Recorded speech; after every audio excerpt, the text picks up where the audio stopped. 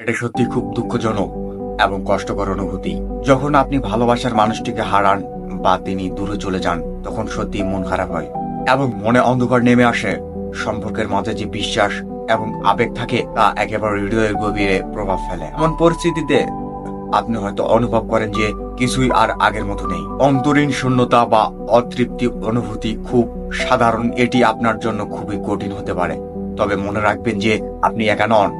অনেকেই এ ধরনের অনুভূতির মধ্যে দিয়ে যান এবং একে ধীরে ধীরে কাটিয়ে উঠতে পারেন। কিছু পরামর্শ যা আপনার সহায়ক হতে পারে: আপনার অনুভূতিকে স্বীকৃতি দিন।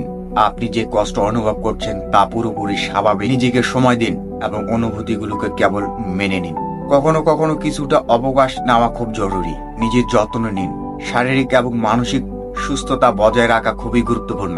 নিয়মিত ব্যায়াম, সঠিক খাবার এবং পর্যাপ্ত ঘুম আপনাকে মানসিক শান্তি দিতে সাহায্য করতে পারে।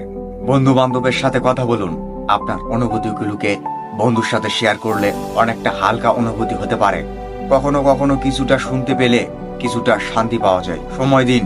কোনো সম্পর্কের অবসান বা বিচ্ছেদ একেবারে সহজ নয় এবং তা কাটিয়ে ওঠা সময় সাপেক্ষ হতে পারে। সময় সবকিছু সেরে ফেলে, তবে আপনার নিজস্ব সময়ের মধ্যে আপনাকে নিজেকে নতুন ভাবে আবিষ্কার করতে হবে। নতুন কিছু শুরু করুন। নতুন কিছু শিখতে বা করতে শুরু করুন যা আপনার মনকে ব্যস্ত রাখবে।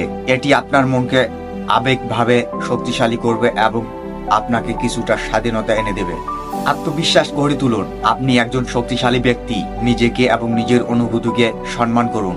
জীবনে ভালোবাসার মানুষ কেবল একটি অংশ, তবে নিজের ভালোবাসা সবচেয়ে বেশি গুরুত্বপূর্ণ। পরিশেষে এটাই মনে রাখা গুরুত্বপূর্ণ যে আপনি একা নন। সময়ের সাথে সাথে এই কষ্ট লঘু হবে এবং আপনি নতুন করে জীবনের আনন্দ এবং ভালোবাসা খুঁজে পাবেন। কখনো কখনো এ ধরনের অভিজ্ঞতা আমাদেরকে আরো শক্তিশালী করে তোলে এবং আমাদের জীবনে নতুন অবসর এবং সম্ভাবনা নিয়ে আসে। ভিডিওটি আজ এ পর্যন্ত। ভিডিওটি ভালো লাগলে একটা লাইক করতে পারেন, বন্ধুদের মধ্যে শেয়ার করতে পারেন। ভালো থাকেন, সুস্থ থাকেন। আল্লাহ হাফেজ।